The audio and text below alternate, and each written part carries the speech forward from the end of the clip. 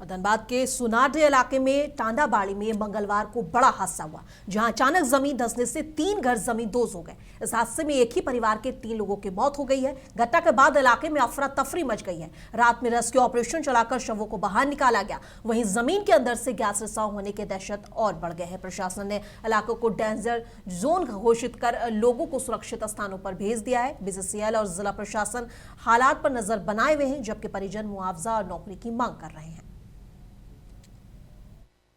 कल जो घटना हुई है उसमें जितने मृतक है उसका संख्या 3 है और तीनों को जो पोस्टमार्टम के लिए लाया गया है और अभी पोस्टमार्टम कुछ देर में प्रारंभ हो जाएगा।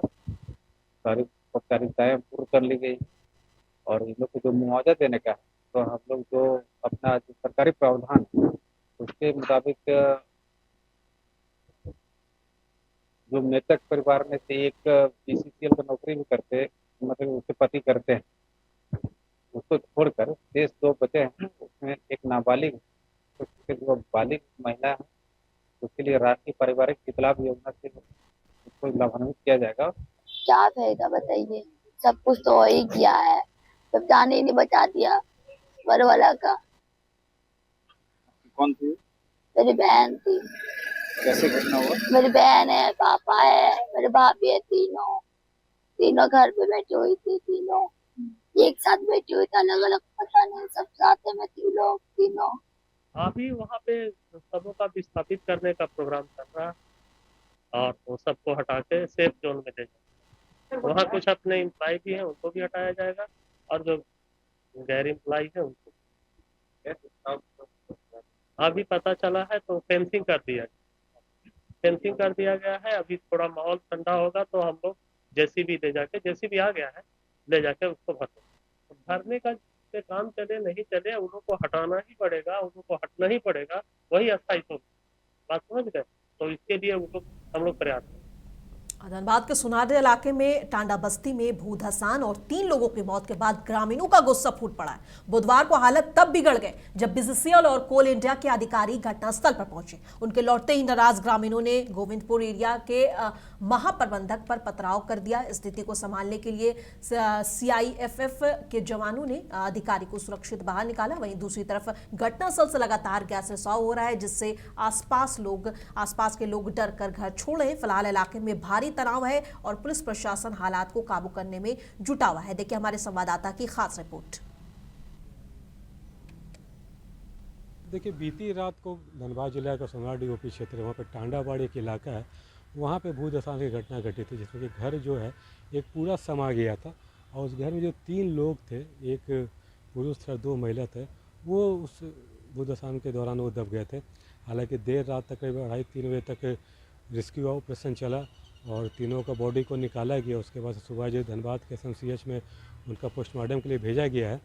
वहीं जो भूधसान की घटना घटी है, तो बात करें धनबाद जिले में काफ़ी जगह पे ये भूधसान की घटना लगातार होते रहती है। और रात में जो घटना घटी उसके बाद से बाघमारा विधायक शत्रुघ्न महतो यहाँ पहुँचे थे, स्थानीय लोग भी काफ़ी संख्या में जुड़ गए थे। उनका साफ तौर पर आरोप था कि जो धनबाद जिले में सोनाडी ओपी है, टांडाबाड़ी बस्ती, उस इलाके में अवैध उत्खनन हो रहा था कोयले का, जिसको लेकर यह घटना घटी है। उसको लेकर ग्रामीणों में काफ़ी आक्रोश भी वहाँ पर है और साथ ही आज पोस्टमार्टम की प्रक्रिया चल रही है। इस दौरान जो मृतक के परिजन भी जो है जिला प्रशासन से उचित मुआवजे की मांग कर रहे हैं। फिलहाल बात करें स्थिति की, तो सोनाडी ओपी के जो क्षेत्र है वहाँ पे थोड़ी स्थिति जो है अभी उग्र हुई है, क्योंकि जो घटना घटी है उसके बाद बीसीसीएल ने उस एरिया को डेंजर जोन घोषित कर दिया है।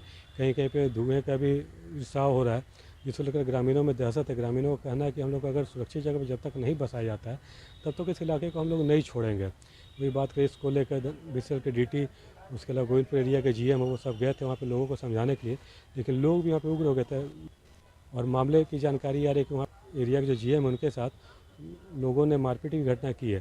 तो हालांकि अब देखने की बात है कि जिला प्रशासन इस मामले को कैसे निपटाता है, क्योंकि काफ़ी बड़ी आबादी जो उनको अचानक कहीं पर शिफ्ट करना वो अभी पॉसिबल नहीं हो पा रहा है।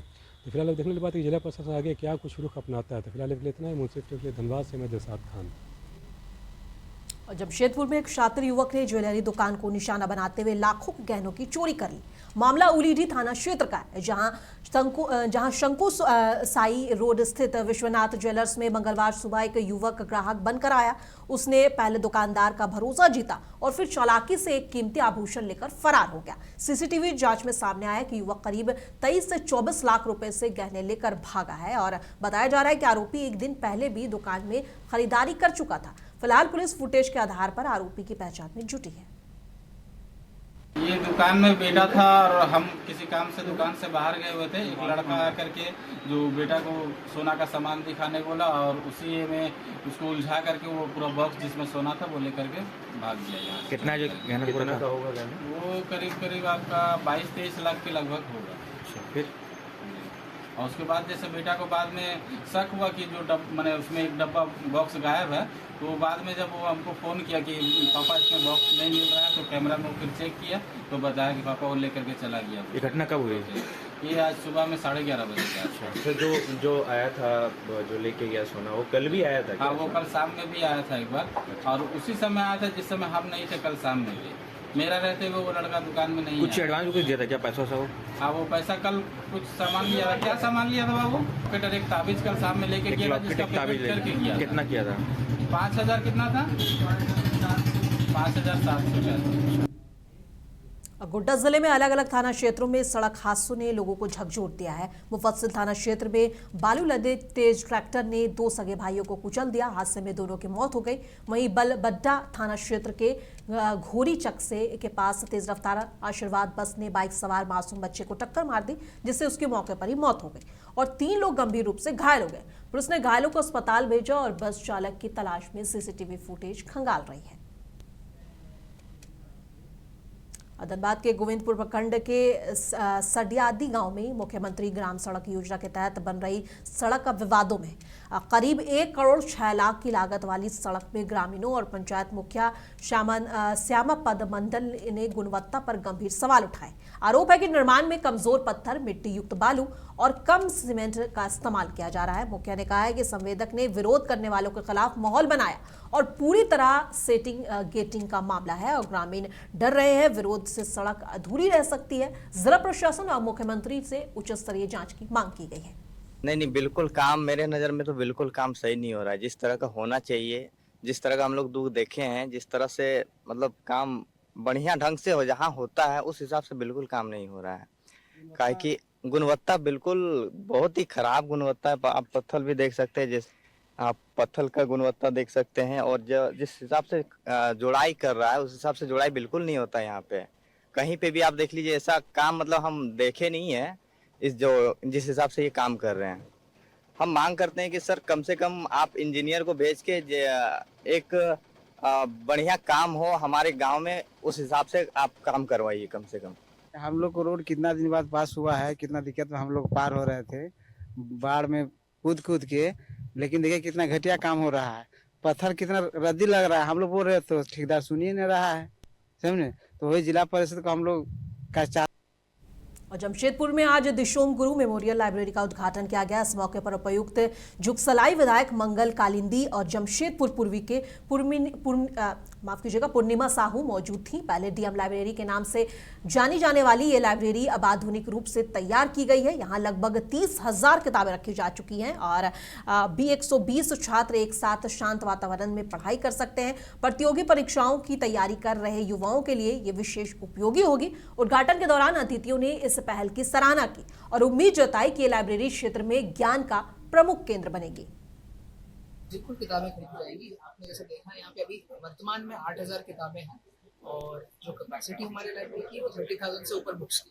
तो निरंतर स्ट्रेंथ बाय स्ट्रेंथ हम लोग चलते रहेंगे, बढ़ता रहेगा लाइब्रेरी। और केवल किताबें ही नहीं, कंप्यूटर्स और हर प्रकार की वो फैसिलिटी जो एक अल्ट्रा मॉडर्न लाइब्रेरी के लिए आवश्यक है, वो बहुत जल्द सभी चीज़ आपको देखने। सर, ग्रामीण क्षेत्र में बच्चों को इस लाइब्रेरी से जोड़ना है तो कोई ट्रांसपोर्टेशन की कोई फैसिलिटी? देखिए वर्तमान में तो ऐसा कोई योजना नहीं है, लेकिन यदि कोई एक समूह स्टूडेंट्स का ऐसा है जो इच्छुक है एक साथ आने के लिए, तो इस दिशा में भी हम लोग सोच सकेंगे। बट हमारा उद्देश्य यही है कि हाँ, केवल जमशेदपुर के नहीं बल्कि पूर्वी सिंहभूम के सभी लोग, सभी ग्रामीण क्षेत्र से भी लोग यहाँ पे आए। क्योंकि मैंने देखा है लोग 2-2 घंटे 3 घंटे ट्रैवल करके जाते हैं एक स्टडी रूम के लिए, और ये सरकार की ओर से लाइब्रेरी यहाँ पे संचालित होती है, जहाँ फीस भी बहुत कम होती है और इंटरनेट की सुविधा, बिजली पानी इत्यादि की सुविधा होती है। हम लोग ये भी प्रयास करेंगे कि जो इसका ओपनिंग टाइम है वो इतना लंबा रहे कि स्टूडेंट किसी भी टाइम यहाँ आना चाहे तो यहाँ समय व्यतीत कर सके। पाकुड़ सदर प्रखंड की झीकरहाटी पूर्वी ग्राम पंचायत ने महिला हितैषी पंचायत श्रेणी में राष्ट्रीय रैंकिंग में देश में दूसरा स्थान पाया। पंचायत ने महिलाओं की सुरक्षा, शिक्षा, स्वास्थ्य और आत्मनिर्भरता पर ध्यान देकर योजनाओं का अच्छा क्रियान्वयन किया और डीसी मनीष कुमार ने इसे सामूहिक प्रयास और मजबूत नेतृत्व का परिणाम बताया। इस उपलब्धि पर पंचायत को 75 लाख रुपए की प्रोत्साहन राशि दी जाएगी, जिसे आधारभूत सुविधाओं और मॉडल पंचायत बनाने में उपयोग किया जाएगा। आज पाकुड़ जिले के लिए बहुत गौरव का पल है। जो हम लोगों ने मेहनत की थी प्रोजेक्ट प्लान के तत्वाधान में हमारे माननीय मुख्यमंत्री जी के दिशा निर्देश अनुसार, जिसमें हम लोग सभी पंचायतों को सुदृढ़ कर रहे थे, उसी के उपलक्ष्य में हमारा झीकरहाटी पूर्वी पंचायत है पाकुड़ सदर प्रखंड में, उसका चयन आज हमारे राष्ट्रीय पंचायत पुरस्कार है उसमें द्वितीय स्थान पर हुआ है। महिला सशक्तिकरण वुमेन फ्रेंडली पंचायत में और पूरे भारतवर्ष में द्वितीय स्थान पे होना बहुत गौरव की बात है।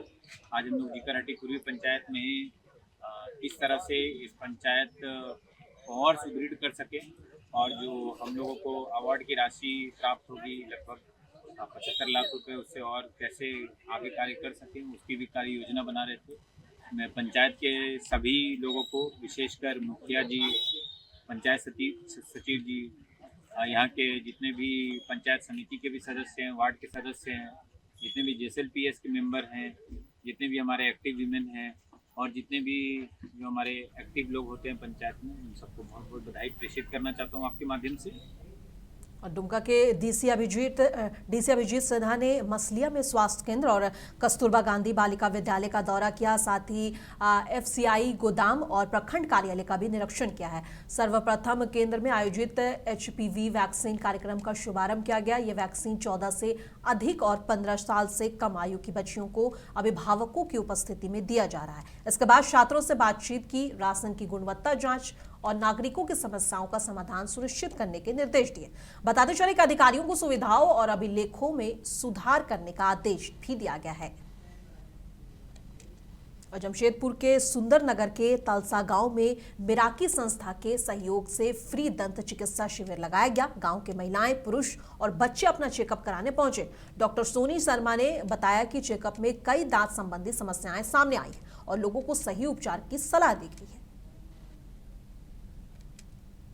आज केरवाड़ोली पंचायत के बड़ा तलसा गांव में मिराकी संस्था के पहल पर अन्नपूर्णा डेंटल क्लिनिक के तरफ से आज दांत चिकित्सा श्रीमती सोनी शर्मा जी आई हुई थी और यहाँ पर कैंप लगाया गया था, जिसमें भारी संख्या में हमारे महिला, बुजुर्ग और बच्चों ने इसका लाभ लिया। तो इस प्रकार का पहल मिराकी संस्था की ओर से बहुत ही अच्छा पहल है। ऐसे तो इसके साथ साथ और भी हमारे पंचायत में बहुत सारे कार्यक्रम करते रहती है मिराकी संस्था। तो इसके लिए हम मिराकी संस्था और उनका पूरा टीम को हम बहुत बहुत धन्यवाद देते हैं। जमशेदपुर में अबीरा संस्था के संस्थापक श्वेता सिंह और मुखिया पानू मुर्मू की पहल से गांव की युवतियां और महिलाएं को सोहराय और सोहरा आदिवासी पेंटिंग की ट्रेनिंग दी गई। इसके बाद बागान टोला के जहेरा स्थान के दीवारों पर सुंदर पेंटिंग बनाई गई, जिसका उद्घाटन आज किया गया और पेंटिंग के माध्यम से महिलाएं आत्मनिर्भर बनेंगी और रोजगार कमाएंगी। योजना हम लोगों को बहुत अच्छा लग रहा है अबीरा के द्वारा ये बनवाना और गांव वालों के सहयोग से, मुखिया जी के सहयोग से। सोहराई कला तो सभी जानते हैं और देखने में भी आप देख रहे हैं कि जगह का पूरा चेंज हो गया है, कुछ स्पेशल जगह लग रही है अब। तो आर्ट का यही रोल होता है हर जगह। और जनजातीय कला तो वैसे भी सब लोग बहुत पसंद करते हैं, तो अबीरा को बहुत अच्छा लग रहा है इसमें सहयोग देना। फिर हम लोगों